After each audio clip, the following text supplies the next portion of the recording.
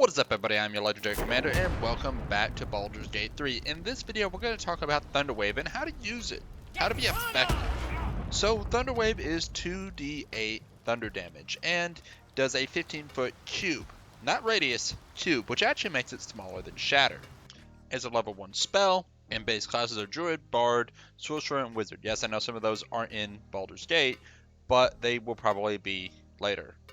If you upcast this spell, it does 1 additional d8 damage per upcast, but honestly, I'd tell you that's pretty much a waste with this spell. Yeah, Thunderwave is nice, but if you're going to cast a level 2 spell like that, why not cast Shatter? Well, I might tell you why you just cast the level 1 and do 2d8 thunder damage instead. So with Thunderwave, the damage is more about creating ball damage. That's where this spell excels, especially if you're up on a really high place. Yes, the 2d8 thunder damage is nice, but the best thing about it is, let's say your wizard or your eldritch knight, who happen to get into the thick of it, is surrounded by enemies. If there happens to be a ledge of some kind near the area, you can direct your Thunderwave and push everyone off. Now this 15-foot cube is directed directly in front of you and to your left and right. So 5 feet to the left, 5 feet to the right, in the 5-foot space you're technically occupying. And then 15 feet in front of you.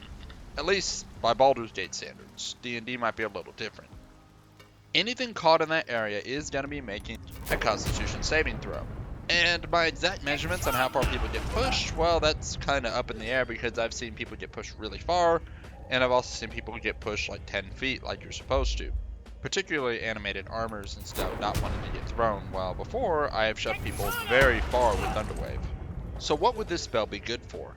Well, of course shoving people off the side of things, because that's its main really good use. 2d8 thunder damage plus whatever fall damage they take when they fly off the side or something. You could use it to dislodge your mage if your mage happened to be locked into battle and surrounded. Well, anybody right on top of him basically is going to get thrown. And again, if they happen to fall off an edge, that's great. If not, and provided they don't make their Constitution saving throw, they at least go flying, and now you're able to disengage without actually having to take your action or bonus action to disengage. There is also the added benefit that if you're trying to break concentration and you happen to be close to him, he's going to have to make a saving throw, and even then, unless he's immune, he's going to have to take damage, which will mean his concentration is going to have to take a saving throw on that. Then if he happens to fall, he'll take additional damage, which will mean he's going to have to make another concentration saving throw. Now, for a level 1 spell, this spell is fairly powerful. In some cases, you might even say OP. The problem is you can't direct this spell. It literally is stuck around you.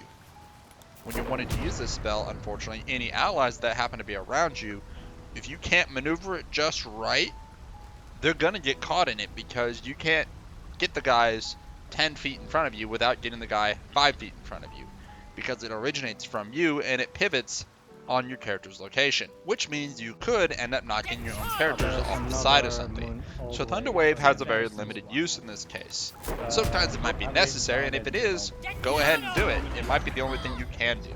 So another thing that I have to bring up is that Thunderwave tends to originate from characters such as wizards or sorcerers, people who are soft and squishy.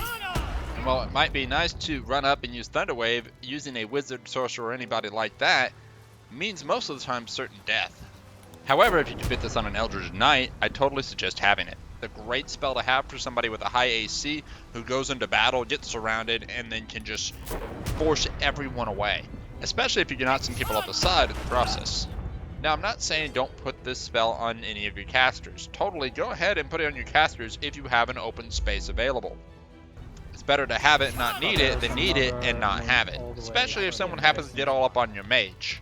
I'm just saying, being a little more selective on your spells, and just because you see Thunderwave doesn't mean it's an automatic OP win, because it is very situational, unlike other spells like Shatter and Fireball, for example, or Scorching Ray.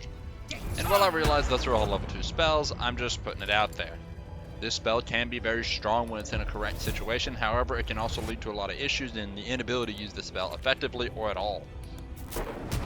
But guys, that is going to be it for this one. I hope you enjoyed it. If you did, hit that like button. Don't forget to subscribe. Make sure to tell your friends.